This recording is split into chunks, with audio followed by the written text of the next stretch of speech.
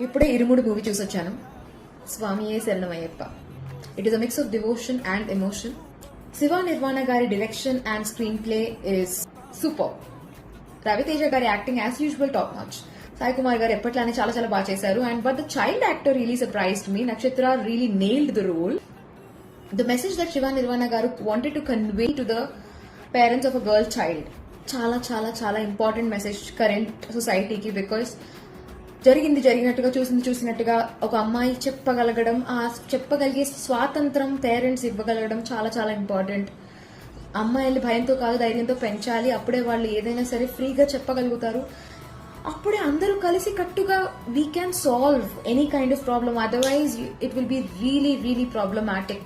ఏదైనా సరే ధైర్యంగా చెప్పగలిగే స్వాతంత్రం ఆడపిల్లలకి దయచేసి ఇవ్వండి. ఇది తల్లిదండ్రుల బాధ్యత.